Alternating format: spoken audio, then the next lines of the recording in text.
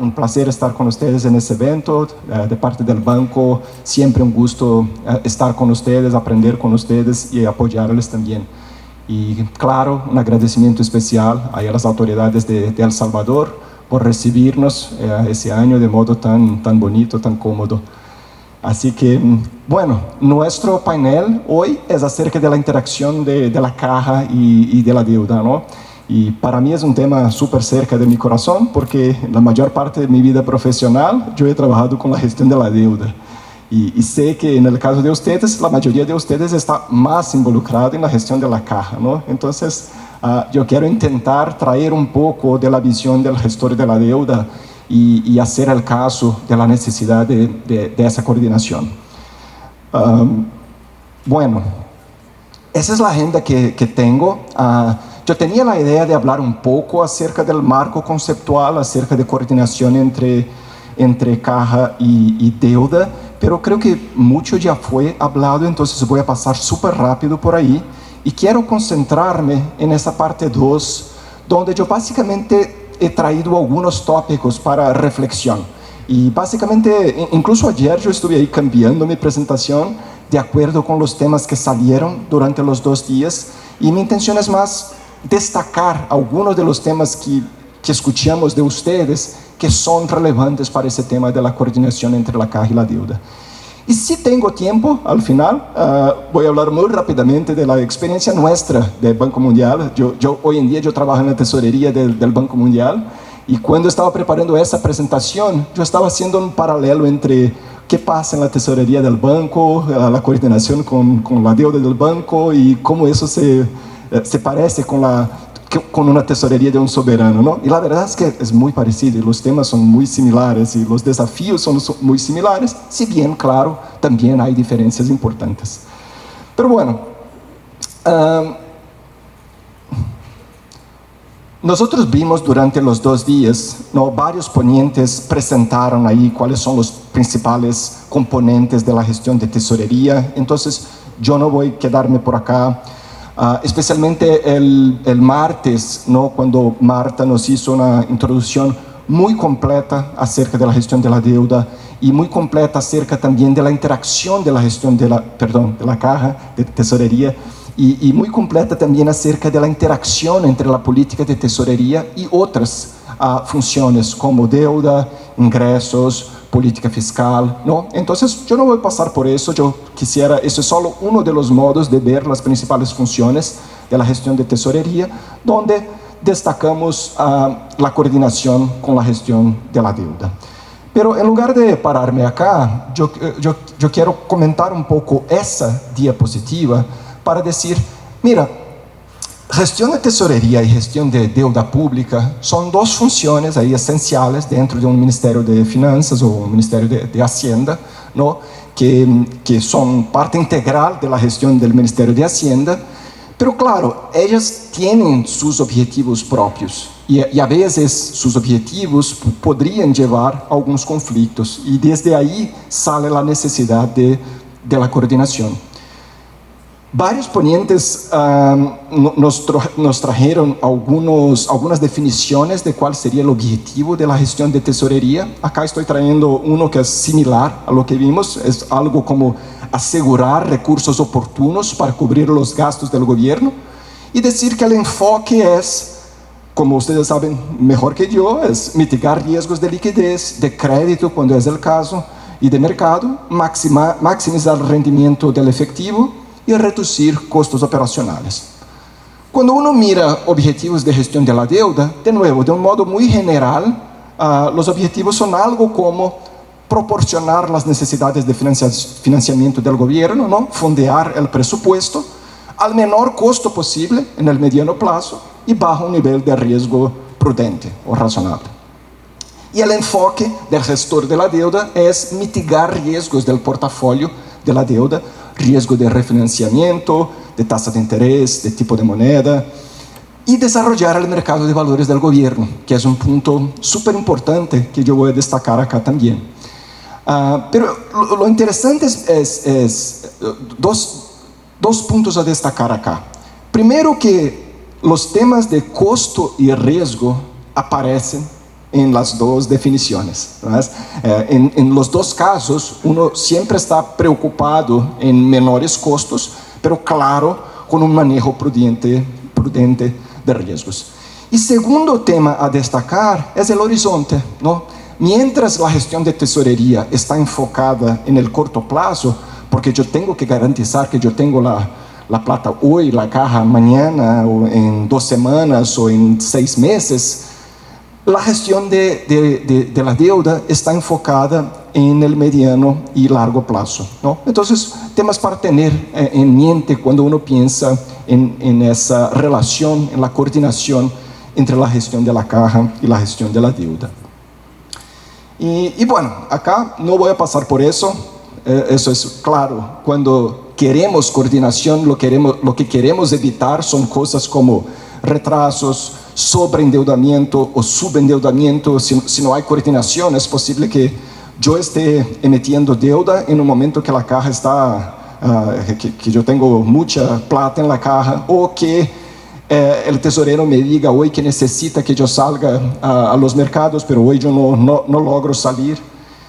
Y por otro lado, lo que queremos alcanzar es al revés. Pero de nuevo, en lugar de pasar por ese marco un poco más conceptual o teórico, yo quiero utilizar el tiempo que tenemos con estos 7 tópicos acá para reflexión, para discusión. En varios de ellos yo quizás tengo más preguntas que respuestas. Primero, el tema del arreglo institucional, ¿no? La pregunta es, ¿existe una estructura óptima para manejar la caja y manejar la deuda? Y la respuesta es, bueno, no necesariamente. Nosotros vemos muchos ejemplos de países que funcionan súper bien en términos de gestión de tesorería, gestión de deuda pública, coordinación entre las dos, que tienen estructuras distintas, ¿no? Entonces, escuchamos de Francisco ayer el caso de Colombia, que tiene la tesorería totalmente fusionada con la área de deuda, con crédito público. Es el caso de Perú también, que Guadalupe nos va a contar. Ya el caso de mi país, Flavia nos va a contar. Esa gestión está separada, pero con buena coordinación. Y hay otros países que están ahí como una integración parcial. Entonces, claro que cuanto mayor integración, eso puede facilitar la coordinación, ¿no? Si todos están juntos ahí, debajo del mismo departamento, probablemente es más fácil la coordinación. Pero no es que eso sea necesario para buena coordinación. El punto es asegurarse que tenemos buena coordinación. Y ahí escuchamos, varios de ustedes trajeron los temas de los comités, ¿no? Que son utilizados para coordinación.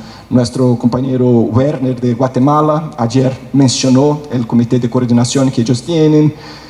Vladimir de Panamá mencionó ese comité técnico de tesorería, y yo creo que es la realidad de casi todos los países que ponen algún comité de coordinación entre la caja y la deuda.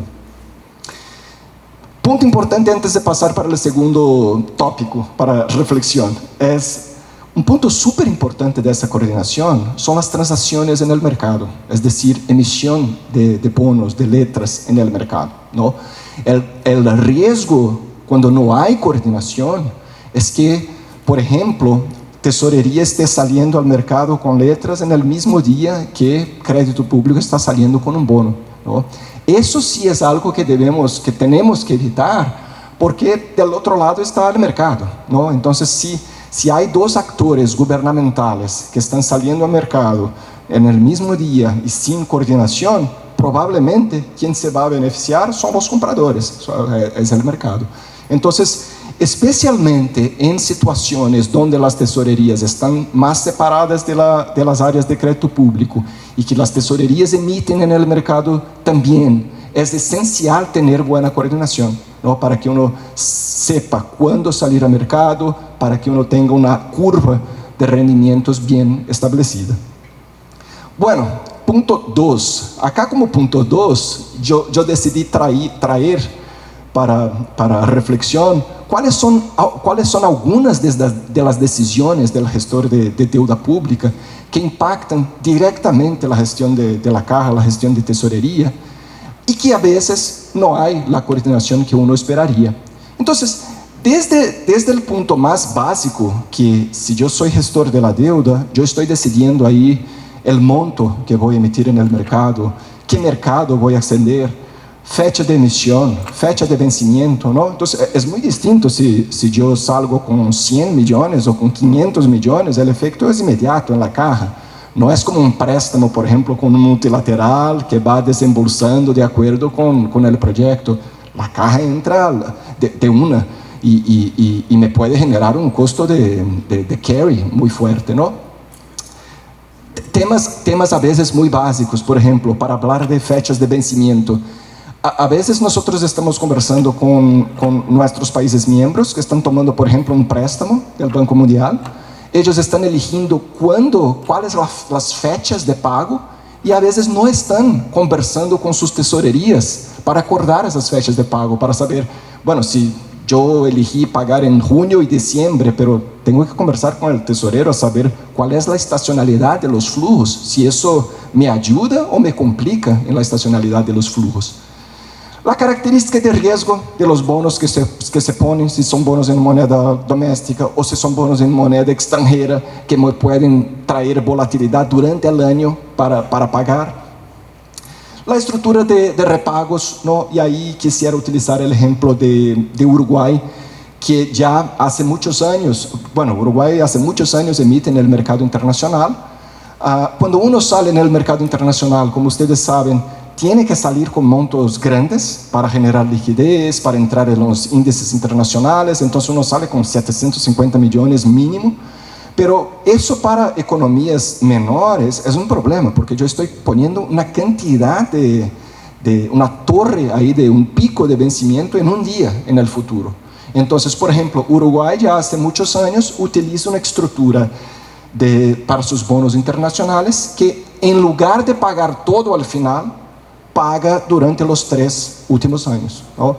Paraguay también, Paraguay ha utilizado esa estrategia ya en los últimos años. Entonces es algo que es bueno para el gestor de la deuda porque él logra emitir ese benchmark que necesita, pero me ayuda también en la gestión de tesorería porque ahora yo divido ese vencimiento por lo menos en 3 años. Características especiales, ¿no? A veces se emiten bonos con características un poco más exóticas. Y ahí, por ejemplo, me acuerdo que El Salvador en el pasado tenía unos bonos en el mercado que tenían una opción de venta, por ejemplo. Es decir, el inversionista tiene la opción de vender al gobierno cuando quiera por su valor de face. Entonces, eso me genera un riesgo de tesorería, porque mañana el vencimiento es en 10 años, pero mañana el tipo puede venir y decir, no, yo quiero vender hoy y yo tengo que honrar. Y bueno, las operaciones de gestión de pasivos, ¿no? Fue algo que Francisco también destacó, que un modo de manejar el riesgo de refinanciamiento que yo creo por emitir mucha deuda para una fecha solo es trabajar con recompras, con canjes de deuda, con financiación anticipada, pero todo eso hay que ser coordinado con tesorería. Y finalmente, un tema no menos importante es el impulso al mercado doméstico, ¿no? que es en general un objetivo del gestor de la deuda y es algo que también le ayuda muchísimo la gestión de tesorería, porque hablamos y yo voy a regresar a ese punto, pero hablamos de un colchón de liquidez, ¿no? De cuánto debo tener en la caja como un colchón de liquidez. Una de las preguntas para definir ese colchón de liquidez es qué tan bueno es el acceso del gobierno al mercado de capitales. Si yo pienso que yo puedo salir al mercado en cualquier momento, yo no necesito tener mucha caja, pero si yo veo un riesgo más grande que en determinado momento yo no logre emitir deuda, entonces probablemente yo tengo que tener una gestión más conservadora. Tercer punto, exactamente ese, colchón de liquidez. Y ahí tiene sentido, no tiene, cómo determinarlo. La determinación de ese colchón de liquidez está ahí estrechamente en la coordinación del gestor de la deuda con el gestor de tesorería. Yo puse esa foto acá para decir que, bueno, estamos buscando un balance entre costo y riesgo, ¿no? porque sabemos que un colchón, mantener la caja, tiene un precio, tiene un costo, no hay duda. Por otro lado, no mantener tiene un riesgo de liquidez, un riesgo de refinanciamiento importante. Bueno, el tema es que no hay respuesta que sea única para todos los países. Eso es algo que depende, por ejemplo, del acceso al mercado de capitales. Francisco mencionó, si no estoy equivocado, 4 semanas en el caso de Colombia. Jessica nos mostró en el primer día algunos países, ¿no?, cómo lidan con ese tema. Yo me acuerdo, por ejemplo, que yo trabajé en el Ministerio de Hacienda de Brasil, como en la área de crédito público. Y ahí, cuando me fui al Banco Mundial, llego, encuentro un colega que es danés, ¿no? Y en un momento le estoy comentando, le digo, mira, ¿sabes que en Brasil nosotros tenemos esa política de mantener entre 3 y 5 meses de vencimientos en la caja como colchón de liquidez? Y el tipo me miró y me dijo, ustedes están locos, eso es carísimo, ¿por qué alguien haría algo así? ¿No? Y bueno, no es que uno de nosotros esté correcto y el otro equivocado, es que él venía de una experiencia de gestionar la deuda de Dinamarca, donde probablemente él no había pasado por una situación donde necesitaba fondearse y no lograba. Yo venía de una situación muy distinta en Brasil. Para nosotros el riesgo de no poder salir al mercado era muy evidente, ¿no? Entonces son esos temas que uno tiene que considerar acá. Y finalmente en este punto, otra reflexión que me pareció súper interesante es que hasta la crisis internacional, la crisis financiera de 2008, la mayoría de los países de la OCDE no tenían estrategias explícitas de mantener colchón de liquidez, porque tenían en la cabeza, bueno, yo siempre puedo salir al mercado. Puede ser que yo tenga que salir con un bono más corto, un poco más caro, pero siempre puedo salir. Viene la crisis y eso cambia la estrategia de los países, incluso de los países de la OCDE. Y la OCDE hizo una encuesta y eso está publicado, que es muy interesante, porque hoy la mayor parte de los países tienen sí estrategias explícitas de mantener colchón de liquidez. Tuvimos países como España, ¿no? España era AAA durante al inicio de la crisis y tuvo problemas serísimos de refinanciamiento. Cuarto punto, gestión de activos y pasivos, ¿no? Fue un punto que algunos de ustedes mencionaron. No tuvimos mucho tiempo y no tendré tiempo ahora tampoco, pero quería solo dejar esa reflexión, porque yo puedo pensar en la gestión de activos y pasivos dentro del horizonte de la tesorería, es decir, pensar en los flujos financieros en un año, por ejemplo, cuál es mi situación de caja, cuál es mi deuda de corto plazo.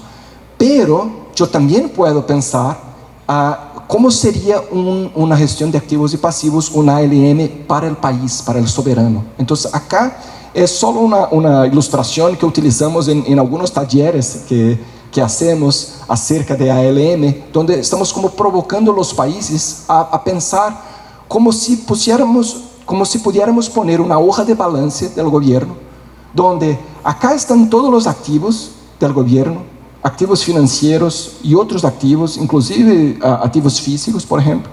Del otro lado están los pasivos del gobierno, la deuda, cuentas por pagar, pagos de pensiones, cualquier otro pasivo, y esa diferencia me genera algo como sería un patrimonio neto del gobierno. Pero el interesante de ese tipo de análisis es que uno puede ver que los riesgos, por ejemplo, riesgo de tasa de interés, de moneda, de crediticio, de precio de commodities, los riesgos pueden venir de varios activos y pasivos en esa hoja del balance del gobierno. Es decir, si yo estoy analizando esto, es posible encontrar situaciones donde yo puedo cambiar la composición de algunos pasivos o de algunos activos para mejorar la situación de la hoja del balance como un todo. Entonces, les dejo como ejemplo, el Fondo Monetario ha hecho varios ejercicios de ese tipo, de poner una hoja soberana del país. En el caso del fondo, ellos tienen no tienen exactamente esa finalidad. Ellos lo hacen más pensando en medir lo que sería el patrimonio neto del gobierno como una indicación de la fortaleza financiera del gobierno. Pero otra dimensión sería mirar desde el punto de vista del riesgo. Nueva Zelanda es uno de los países que hace ese tipo de hoja de balance, uno de los pocos países que de hecho lo hace formalmente. Canadá tiene un ALM restrito a reservas, caja y deuda, que es interesante. Y un país que nosotros hemos trabajado hace poco, pero que empezó a intentar agregar el sector público para hacer una hoja del balance del soberano, es Indonesia. Y ellos tienen algunas publicaciones interesantes ahí en su página web. Bueno,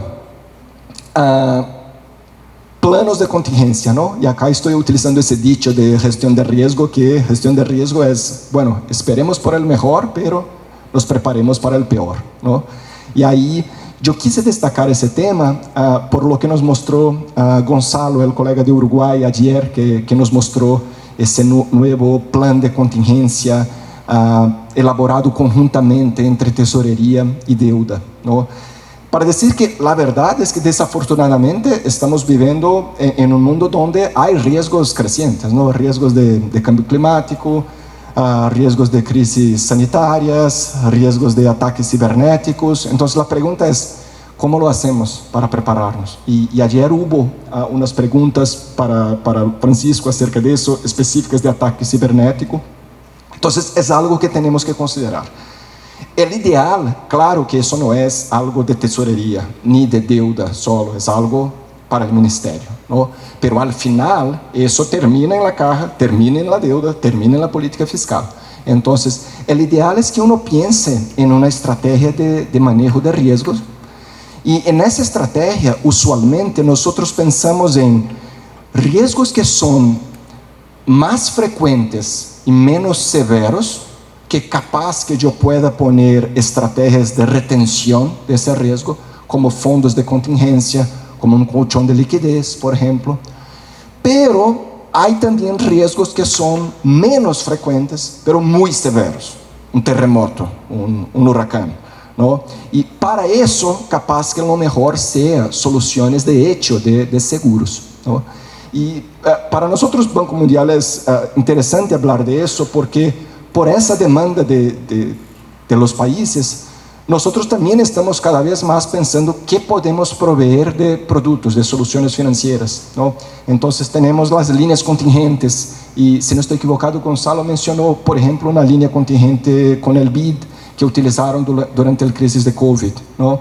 Tenemos líneas contingentes que son específicas para desastres, que se activan con la declaración de emergencia. Y tenemos soluciones como los bonos de catástrofe, por ejemplo, que transfieren ese riesgo al mercado de capitales. Entonces yo puedo emitir un bono que transfiere el riesgo de un huracán en Jamaica para el mercado de capitales, y con eso proveer un seguro a Jamaica.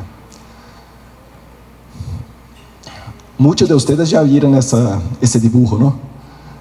La pregunta es si ustedes, ¿qué ven? Si ven un pato o un conejo.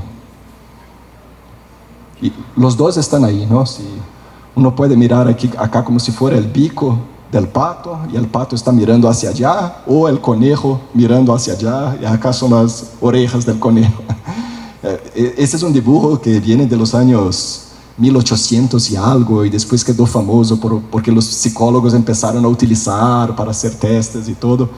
Pero lo pongo acá para hacer un punto que el compañero Werner de Guatemala hizo ayer, que dijo algo como: cada uno tiene una visión distinta de la información, ¿no? Y ese es un tema en la coordinación, porque si yo te estoy proveyendo una información, la coordinación parece perfecta. Tú me pides una información, yo te proveo timely, sin ningún problema. Pero si yo no conozco el propósito, la finalidad de esa información, puede ser que yo no esté proveyendo la mejor información posible. Y ahí Werner nos mencionó, por ejemplo, caso de estimativas de ingresso, que uno puede ter um incentivo a ser mais optimista ou pessimista quando uno necessita em la tesorería, é uma projeção realista, ¿no? E depois poner escenários de risco, por exemplo. Nós, en el banco, passamos por essa situação com nossos desembolsos de los préstamos. Uma grande fuente de incertidumbre para nossa tesorería é, bueno, temos préstamos em todas as regiões do mundo, uma quantidade de préstamos que vão desembolsando de acordo com os projetos. Dependemos que cada líder de projeto que está aí na oficina local ponga aí no sistema suas projeções de desembolso para esse projeto. Sin embargo, se eu sou um líder de projeto, eu não quero dizer que meu projeto está retrasado, ¿no? Então, pode ser que eu tenha um incentivo de poner projeções optimistas de desembolso, pero si son esas proyecciones que me llegan a la tesorería, yo voy a tener que mantener un caja mucho más grande, pero nunca voy a hacer esos desembolsos. Eso me va a costar y me va a costar a los países miembros, porque como yo soy un multilateral, mi costo de fondeo se transmite al costo de los países. Bueno, finalmente, mi último punto acá, punto bien sencillo que ustedes conocen bien, pero como salió ayer también, y yo creo que fue Francisco que mencionó que cuando estamos gestionando tesorería, estamos gestionando la plata del contribuyente, ¿no? Y eso es también, claro, súper válido cuando estamos pensando en gestión de la deuda. Y cuando estamos pensando en gestión de la deuda es no solamente el contribuyente de hoy, nosotros, pero es el contribuyente de mañana, ¿no? Si yo estoy metiendo una deuda hoy de 30 años, un bono, quien va a pagar es mi hijo o mi nieto, no sé, pero son las generaciones futuras, ¿no? Por eso nos requiere transparencia, eficiencia, y que uno de los modos de arrancar es tener buena gobernanza, ¿no? Buena gobernanza que debería empezar con leyes que establecen los objetivos, las definiciones de gestión de tesorería, de gestión de deuda, que delegan la autoridad al Ministerio de Hacienda, que dentro del Ministerio se delega la autoridad a las áreas competentes, que se requiere de esas áreas que preparen estrategias de tesorería, estrategias de deuda, lineamientos de inversión, y que al final del año fiscal que haya un proceso de rendición de cuentas, ¿no? Que uno reporte de regreso al Congreso, que fue quien me da la autorización por la ley, que reporte cómo las actividades fueron implementadas de acuerdo con lo planeado. Bueno, por acá, en esos últimos 2 minutos, ya hablé un poco de la experiencia del banco. Acá, solo para decirles en términos de estructura institucional, yo estoy dentro de ese departamento de mercado de capitales e inversión, donde tenemos un equipo de fondeo, un equipo de gestión del balance de ALM y un equipo de inversiones de la caja. Y nuestro back office, que es el departamento de operaciones, es lo que hace toda la liquidación, registro de operaciones. Esta estructura sí nos facilita porque estamos todos en el mismo departamento, trabajamos en un piso ese es abierto, entonces el tipo que hace el fondeo está a 1 metro del tipo que está mirando el balance, que está a 1 metro del tipo que está manejando la caja. Pero finalmente,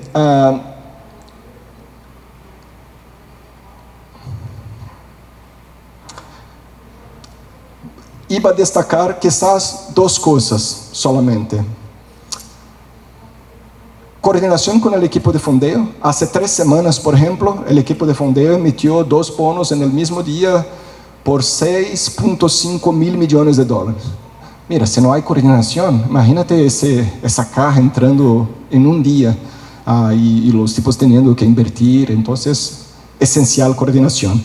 Y terminaría hablando de las innovaciones, que fue un tema que hablamos acá. Felipe nos contó de la transformación digital, ¿no? No sé si ustedes vieron, pero en 2018, Banco Mundial emitió el primer bono en la plataforma blockchain. Se llamó el Bond I, o Bono I, ¿no? Y ahora, hace un mes, emitimos un bono totalmente digital en francos suizos, en sociedad con el Banco Nacional de Suiza, que va a ser incluso liquidado en la moneda digital del Banco Nacional de Suiza. Pero quería dejar, eso no es propaganda, quería solo dejar el mensaje que lo hacemos no necesariamente por saber que eso va a ser el futuro, pero para estar, para conocer las tecnologías, ¿no? Y el mejor modo de conocer es probar de un modo prudente, de un modo con riesgos manejados. Con eso paro por acá y muchas gracias por la atención.